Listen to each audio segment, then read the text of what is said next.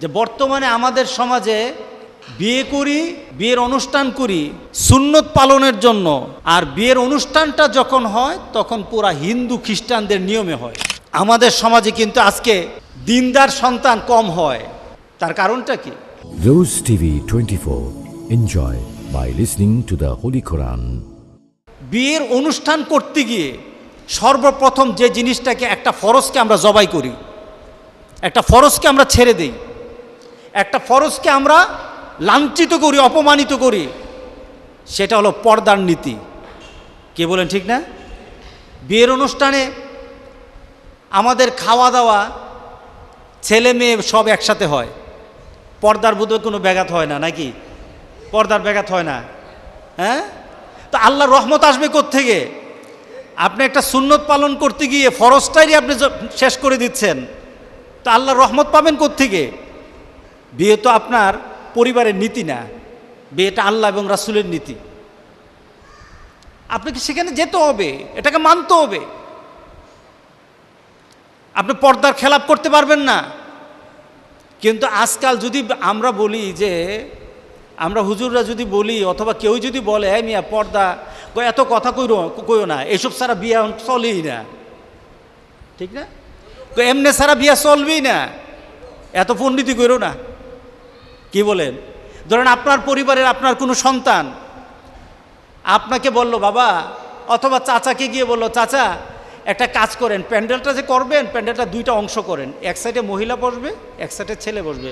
আর খাওয়ার দরকার নাই, খাওয়াই হবে না, এখানে মারামারি হবে, গন্ডগোল হবে, সমস্যা হবে, বিভিন্ন উজোর আপত্তি দিবেন। এত পণ্ডিতি করিস না, ফুলাবান মানুষ কি বুঝোস? কি বলেন? কথা ঠিক আছে কিনা বলেন? আপনি শুনবেন না। কারণ আমাদের সমাজে এই ফরজটাকে ছাড়তে ছাড়তে ওই পর্যায়ে চলে গেছে, এখন ফরজ না ছাড়লে সুন্নত, আপনি মনে করেন সুন্নতি আদায় হয় না।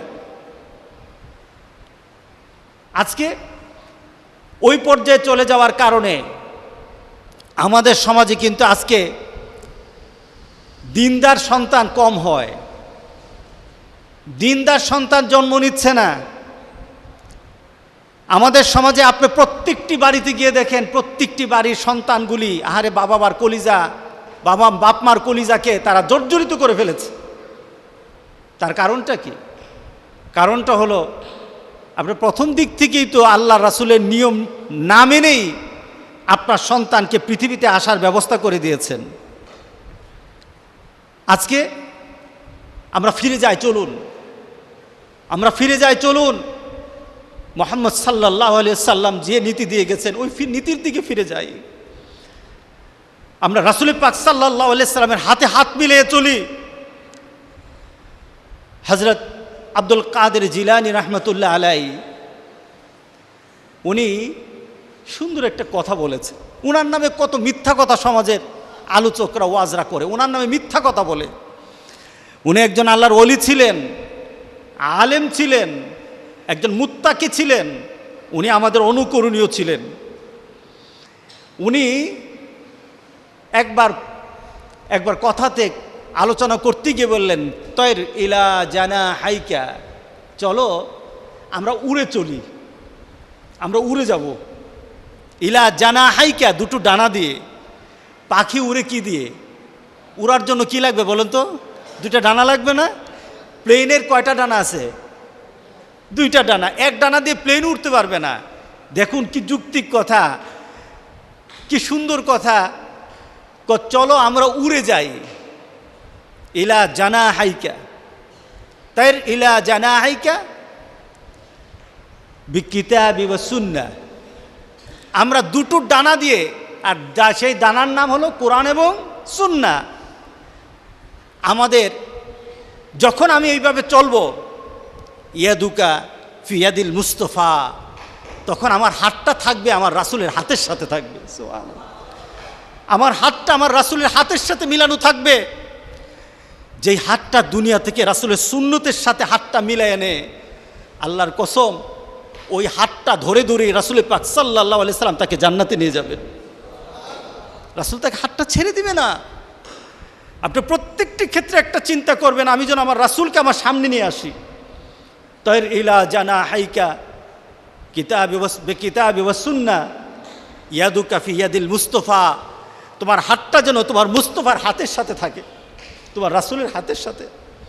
মিয়া, যদি আমার হাতটা দুনিয়াতে আমার প্রত্যেকটি কর্মের সময় আমার রাসূলের হাতের সাথে থাকে, বলেন তো কবরে আমি আমার রাসূলকে চিনব কি না?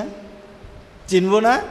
তার পিছনে কারণটা কি? আমি তো রাসূলকে, আমার রাসূল সুন্নত মেনে চিনে এসেছি আমার দুনিয়াতে তো আমার রাসূলকে চিনে এসেছি আমি, আমার রাসূলের সুন্নতগুলি তো আমি কি জেনে এসেছি।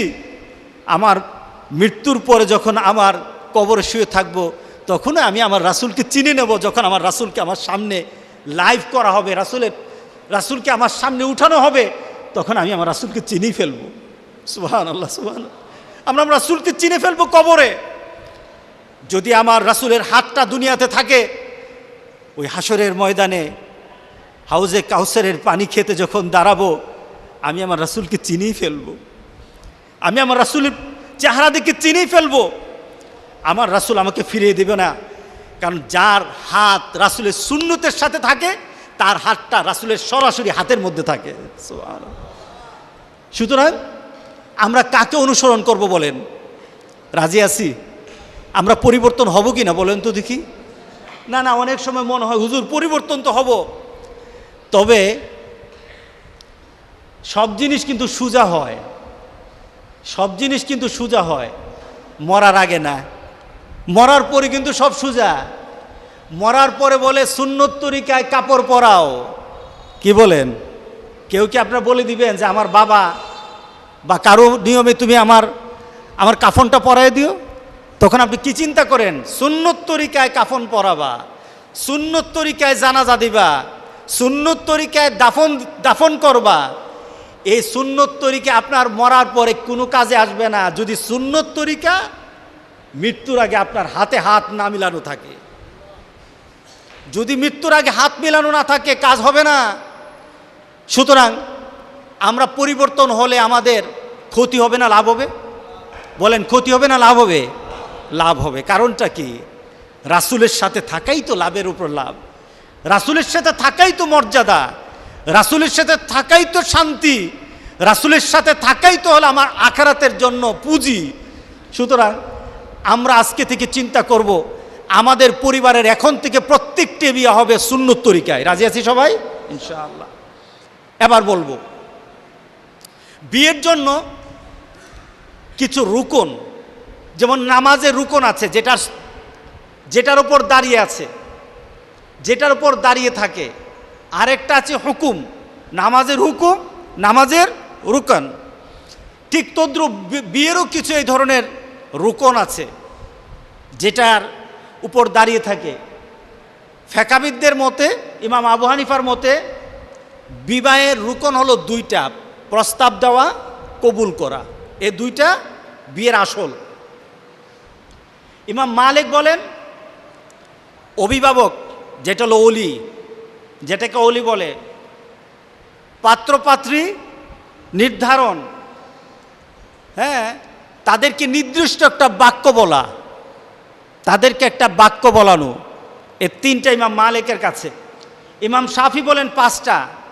একটা হলো বাক্য, অর্থাৎ আমরা যে শব্দগুলি ব্যবহার করি, কবুল, বা আমরা জাওয়াজতু অথবা বিয়ে করলাম, কবুল করে নিলাম, মেনে নিলাম, এই যে কথাগুলি। স্বামী স্ত্রী, সাক্ষী, সাক্ষী হলো দুইজন, ওলি বা অভিভাবক, স্বামী স্ত্রী দুইটা। এই পাঁচটা হলো ইমাম শাফির কাছে। এটা হলো বিয়ের জন্য, আপনার বিয়েটাকে প্রতিষ্ঠিত করার জন্য এ কয়েকটা জিনিস লাগবে। এরপরে আপনি বিয়ে করার জন্য প্রথম ধাপে আপনাকে কি করতে হবে? প্রথম ধাপে হলো বিয়ের জন্য প্রস্তাব, পারস্পরিক পরিবারের মধ্যে প্রস্তাব দেওয়া। ছেলের পক্ষ থেকেও মেয়ের পক্ষকে প্রস্তাব দেওয়া যায়। আমি কিন্তু খেয়াল করবেন, আমি কথাগুলি ধারাবাহিক বলবো। ছেলের পক্ষ থেকে মেয়ের পরিবারকে প্রস্তাব দেওয়া, কাউকে পাঠিয়ে, অথবা ছেলের বাবাই বলবে, অথবা কাউকে পাঠিয়ে বলবে যে তোমার মেয়ের সাথে আমার ছেলেকে বিয়ে দিতে চাই, বিয়ে করতে চাই তোমার মেয়েকে। অথবা মেয়ের পক্ষ থেকে ছেলের পরিবারকে প্রস্তাব দেওয়া যায়, দুটোটাই হয়। অর্থাৎ একটা প্রস্তাবনা থাকবে। প্রস্তাবনা কেন থাকবে? এটার মাধ্যমে বিয়ের যে একটা মানসিকতা সৃষ্টি একটা প্রস্তাবনার মাধ্যমে চলে আসে। যেমন কয়েকদিন আগে একজন আমাকে হঠাৎ ফোন দিল, কোনো কথা নাই, যে আমার মেয়ের ব্যাপারে কোনো কথাবার্তা হয়েছে কি না আমাকে বলা হলো। অর্থাৎ ওনার চিন্তা হলো যে আমার মেয়ের এই পর্যন্ত বিয়ের কোনো প্রস্তাব আসে নাই, এখন নতুন করে একটা প্রস্তাব আসছে, তার মানসিকভাবে সে তার মেয়ের বিয়ের জন্য সে প্রস্তুত হয়ে গেছে। প্রস্তাব আসছে কি না, তাহলে বোঝা গেল কি সে প্রস্তাবটা শোনার পরে মেয়ের বিয়ে দিতে হবে, এ একটা মানসিক প্রস্তুতি সৃষ্টি হয়ে যায়, ঠিক না? আপনি হুট করে চিন্তা করবেন কিভাবে? আপনি চিন্তা করতে থাকবেন মেয়েকে বিয়ে দিবেন, এটা তো কমপ্লিট হবে না, এটা প্রগ্রেসিভ হবে না। এটাকে কি করতে হবে? একটা প্রস্তাবনার মাধ্যমে অগ্রসর হতে হবে। ইসলাম কত সুন্দর! তার মানে কি একটা সিস্টেম হয়ে দুটো পরিবারের মধ্যে অগ্রসর হতে হবে।